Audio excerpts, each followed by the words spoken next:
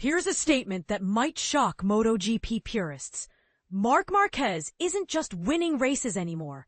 He's systematically dismantling the competition with a level of dominance that's starting to feel almost unfair. And after Sunday's Austrian Grand Prix performance, we need to ask ourselves a serious question. Is anyone actually capable of stopping this freight train? Marquez's triumph at the Red Bull Ring wasn't just another victory. It marked his 6th consecutive flawless racing weekend, a streak that began way back at Aragon in June and shows absolutely zero signs of slowing down. For those new to MotoGP, a perfect weekend means claiming victory in both Saturday's shorter sprint race and Sunday's main event. A feat that requires not just speed, but incredible consistency and mental fortitude. But here's where things get interesting, and perhaps a little controversial. The race began with Aprilia's Marco Bezzecchi seizing control from pole position, executing what appeared to be a textbook start that left even Francesco Bagnaia, the double world champion, trailing in his wake. For newcomers to the sport, starting from pole position means you've qualified fastest and get the best spot on the grid. Essentially, you're the rabbit everyone else is chasing. Bezzecchi's early dominance seemed genuine, and he managed to build a small but meaningful gap thanks to some unexpected assistance from Bagnaia. The reigning champion, perhaps learning from his sprintway struggles, actually helped the Aprilia rider by making life difficult for Marquez, who found himself stuck in 3rd place during those crucial opening moments. And this is the part most people miss about Marquez's current form: his patience. The old Marc might have attempted a desperate early move, risking everything for track position. This version, however, demonstrated the kind of tactical maturity that should terrify his rivals. He calmly dispatched Bagnaia on lap 2, sliding into that familiar and ominous 2nd position, the perfect hunting ground for what was about to unfold. What happened next has become Marquez's signature 2025 strategy, hovering within striking distance like a predator stalking its prey, waiting for that perfect moment to pounce.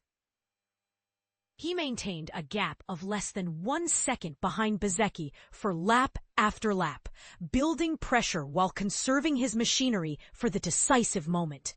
That moment arrived on lap 19. Marquez's pass at turn 3 exit looked almost effortless, but Bezzecchi wasn't about to surrender without a fight. The Italian immediately struck back at turn 6, briefly reclaiming the lead in what turned into one of the race's most thrilling exchanges. But here's where experience met youthful determination, and experience won decisively. 1 lap later, Marquez made his move stick at turn 1, and you could almost feel Bezzecchi's hopes evaporate in that moment. The battle was effectively over, even though 10 laps remained on the clock. But here's where it gets controversial. Was Bezzecchi's challenge ever really genuine? Or are we watching a championship that's already decided? While Marquez was cementing another victory, drama was unfolding behind him. Fermin Aldeguer, the rookie sensation riding for Gresini Ducati, was putting on a masterclass in racecraft that deserves its own separate discussion. Starting 6th on the grid, Aldeguer initially struggled and found himself buried in the lower reaches of the top 10 during the early stages. What followed was nothing short of spectacular. The young Spaniard began picking off riders with surgical precision, making overtaking look deceptively easy as he carved through the field like a hot knife through butter. His methodical climb culminated on lap 24 of 28, when he finally disposed of the increasingly vulnerable Bezzecchi at turn 3. Suddenly, Aldeguer found himself within striking distance of Marquez, closing to within a few tenths of a second. For a brief moment, it looked like we might witness something truly special, a rookie challenging the master for victory. However, reality quickly reasserted itself.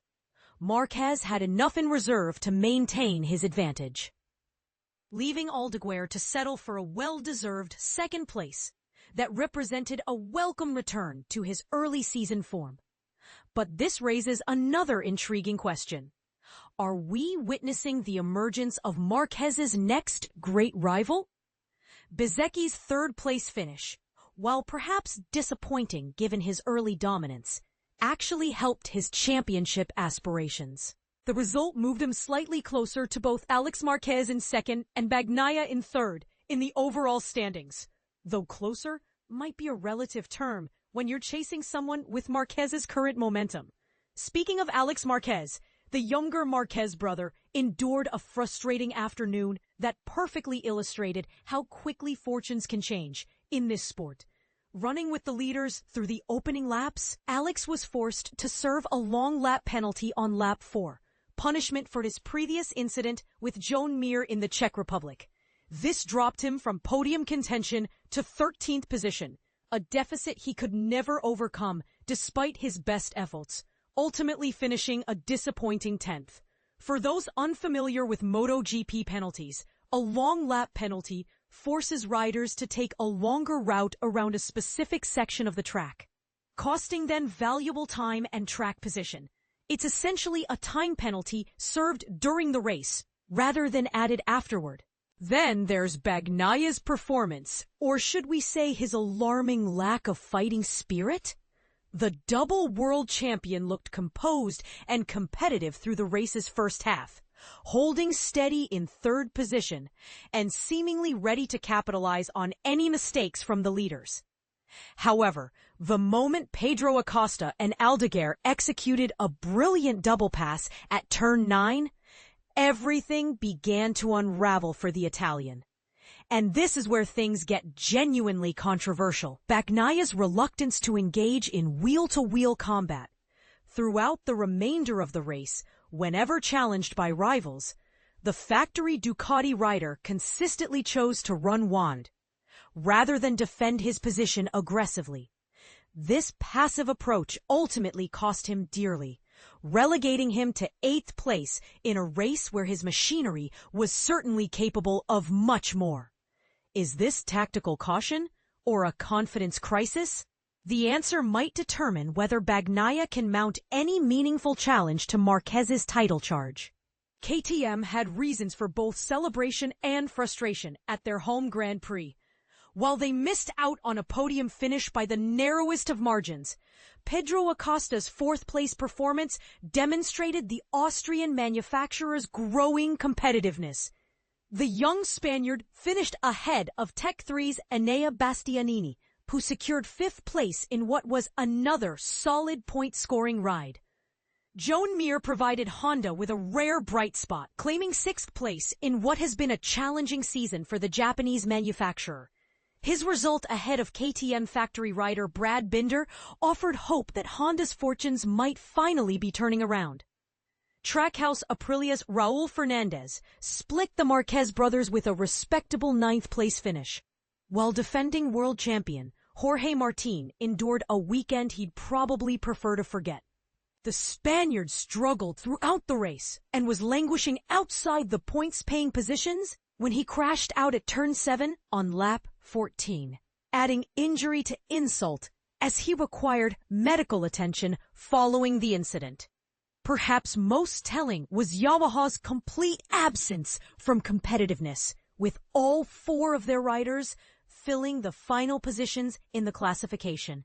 Fabio Quartararo managed to salvage a single point with 15th place. But this represented their best result of the weekend, a damning indictment of where the once proud Japanese manufacturer currently stands. So here's the question that's burning in everyone's mind. At what point does dominance become detrimental to the sport? Marquez's current form is undeniably impressive, but is it creating a championship battle that's effectively over before we've reached the halfway point? Are we witnessing greatness or just superior machinery? And perhaps most controversially of all, would MotoGP be more exciting if anyone, could find a way to consistently challenge the number 93? The Austrian Grand Prix results paint a clear picture. Marquez, 25 points, Aldeguer plus 1.118 seconds, 20 points. Bezzecchi plus 3.426 seconds, 16 points, with the remainder of the field finishing at increasingly distant intervals. These numbers tell the story of a rider operating on a different level from his competition. With each passing race weekend, Marquez's march toward what appears to be an inevitable championship grows more convincing. His combination of raw speed, tactical intelligence, and mental resilience is proving nearly impossible to counter. But here's what I want to know from you. Do you think this level of dominance is good for MotoGP? Are you entertained by watching a master at work, or do you prefer the unpredictability of closer championship fights? And most importantly, who, if anyone, do you think has the tools to genuinely challenge Marquez's supremacy this season? The comments section is yours. Let's hear whether you're team dominance or team drama, because this debate is far from settled.